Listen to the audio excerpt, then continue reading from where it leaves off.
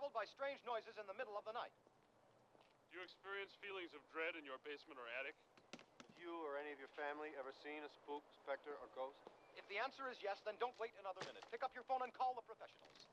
Go, Ghostbusters! Our courteous and efficient staff is on call 24 hours a day to serve all your supernatural elimination needs. We're ready to believe you.